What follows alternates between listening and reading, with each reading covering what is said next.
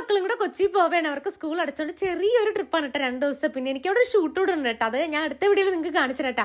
അപ്പൊ തലേ ദിവസമേ പെട്ടിയും പ്രമാണവും എല്ലാം പാക്ക് ചെയ്തിരിക്കാൻ കേട്ടാ. പിള്ളേർക്കാണെങ്കിൽ ഒന്ന് കൊച്ചി എത്തിയാൽ മതി ലുലു പോകാൻ വേണ്ടിട്ട്. എനിക്കാണെങ്കിൽ സത്യം എന്റെ ഈ റൂം അങ്ങ് മിസ് ചെയ്യും കേട്ടോ. വണ്ടി വരാൻ താമസിച്ചപ്പോൾ ഒരാളോട് ഉറക്കം കേട്ടോ, അങ്ങനെ കാത്തിരുന്ന് വണ്ടിയൊക്കെ വന്നിട്ടാ. പിന്നെ എന്റെ സാരിയും ബ്ലൗസും വിന്ററിനുള്ള സാധനം കൊറിയറിനോട് ഞാൻ പാക്ക് ചെയ്ത് വെച്ചിട്ടുണ്ട് കേട്ടോ. നമ്മള് കാപ്പിയൊന്നും കഴിക്കാതെയാണ് ഇറങ്ങി നിന്നിട്ട്, പോണ വഴിക്ക് പിന്നെ ജ്യൂസൊക്കെ കുടിച്ചിട്ട് അങ്ങനെ ഇവിടെ എത്തിയായിരുന്നു. ഇവിടെ എന്റെ ഒരു ഫ്രണ്ട് ചേച്ചിയാണ് കേട്ടോ, ചേച്ചിയുടെ അപ്പാർട്ട്മെന്റിലാണ് ഞങ്ങൾ താമസിക്കുന്നത്.